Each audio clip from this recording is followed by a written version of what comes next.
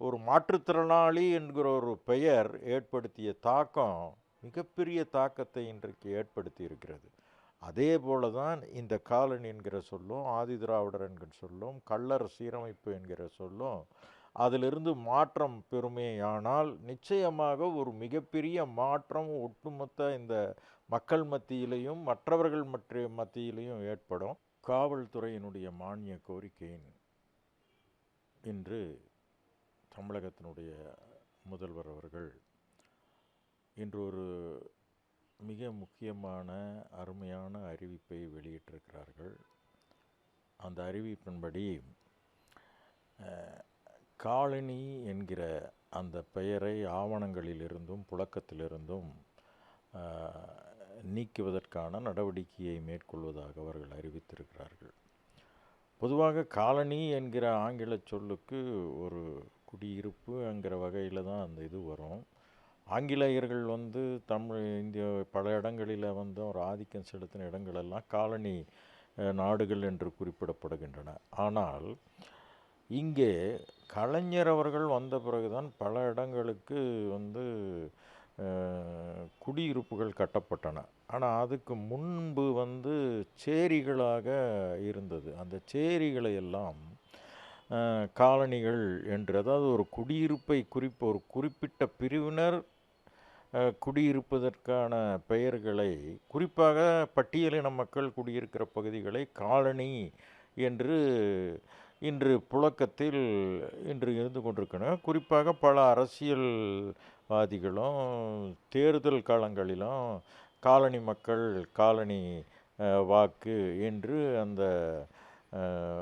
அது ஒரு வகையில் அந்த சொல்லில் ஓரளவு தீண்டாமையும் ஓரளவு இழிவும் அதில் இருக்குது என்பதை புரிந்து கொண்ட இந்த அரசு இன்றைக்கு அந்த பெயரை நீக்குவதாக அறிவித்திருக்கிறார்கள்.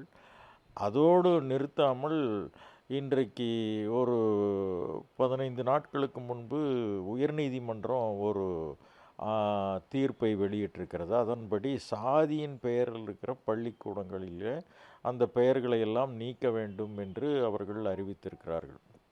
அந்த அறிவிப்பின்படி ஆதிதிராவிடர் என்கிற சொல்லும் ஒரு சாதி சொல்தான். கள்ளர் மறுசீரமைப்பு பள்ளி என்று சொன்னால் கள்ளர் என்பதும் அங்கே ஒரு சாதி பெயர் தான். ஸோ இதையெல்லாம் நீக்க வேண்டிய ஒரு அவசியம் இன்றைக்கு தமிழ்நாட்டில் இருக்கிறது. ஆக அதையெல்லாம் நீக்குவதற்கான முயற்சியை இந்த அரசு கட்டாயம் எடுக்க வேண்டும். கள்ளர் என்கிற சொல்லும் ஆதிதிராவிடர் என்கிற சொல்லும் சாதியை குறிக்கிற காரணத்தினால இந்த 2 சொற்களையும் பொதுத்தளங்களிலிருந்து நீக்க வேண்டும். அந்த வகையில் வெறும் காலனி என்பதை மட்டும் நீக்குவதோடு நிறுத்தாமல் குறிப்பாக ஆதிதிராவிடர் காலனி என்கிற அந்த சொல்லையும் நீக்க வேண்டும் என்று நான் அவர்களை அன்போடு கேட்டுக்கொள்கிறேன். அது மட்டுமல்ல, இந்த ஆட்சி வந்த பிறகுதான் இன்றைக்கு ஒடுக்கப்பட்ட இன்னும் அடித்தட்டில் இருக்கிற மக்களெல்லாம் இன்றைக்கு படிப்படியாக உயர்ந்து மனநிலையில் ஒருவாறு தங்களை சரிப்படுத்தி கொண்டிருக்கிறார்கள். எப்படி இன்றைக்கு த மெட்ராஸ் ஸ்டேட் என்பது தமிழ்நாடு என்று பெயர் மாற்றம் செய்த பிறகு கிடைத்த ஒரு எழுச்சி என்பது ஒட்டுமொத்த மக்களால் அனுபவிக்கப்பட்டதோ, அதை போல இந்த பெயர் மாற்றமும் சாதாரணமாக நாம் கருதிவிடக்கூடாது. இந்த பெயர் மாற்றத்தினால் மிகப்பெரிய மன எழுச்சி ஏற்படக்கூடிய ஒரு வாய்ப்பு இருக்கிறது. அது மட்டுமல்ல, அந்த மன எழுச்சி என்பது இன்றைக்கு மட்டுமல்ல, தொடர்ந்து இந்த ஆட்சியில் பல பேருக்கு, இப்போது சாதாரணமாக ஒரு மாற்றுத்திறனாளி என்கிற ஒரு பெயர் ஏற்படுத்திய தாக்கம் மிகப்பெரிய தாக்கத்தை இன்றைக்கு ஏற்படுத்தி இருக்கிறது.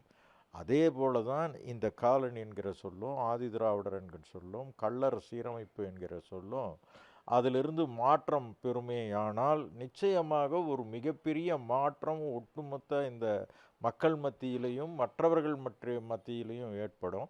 அது மட்டுமல்ல, இந்த ஆட்சி வந்த பிறகுதான் இன்றைக்கு மாற்றுத்திறனாளிகளுக்கு உள்ளாட்சி துறைகளில் ஒரு குறிப்பிட்ட சதவீதம் அவர்களுக்கு ஒதுக்கப்படும் என்ற அந்த அறிவிப்பு எவ்வளவு பெரிய மாற்றத்தை ஏற்படுத்தியதோ அதே மாற்றம்தான் இந்த காலனி அப்படிங்கிற அந்த பெயர் புழக்கத்திலிருந்தும் ஆவணத்திலிருந்தும் நீக்கப்படும் என்கிற இந்த முதல்வர் அவர்களுடைய அறிவிப்பு ஒட்டுமொத்த ஒடுக்கப்பட்ட பட்டியலின மக்கள் மத்தியிலே ஒரு மிகப்பெரிய மன அளவிலே ஒரு மாற்றத்தையும், ஒரு ஒரு நல்ல எண்ணத்தையும் ஏற்படுத்தும் என்பதை நான் இந்த நேரத்திலே தெரிவித்து, தொடர்ந்து காலனி என்பதோடு சேர்த்து ஆதிதிராவிடர் காலனி என்பதையும் மாற்ற வேண்டும்.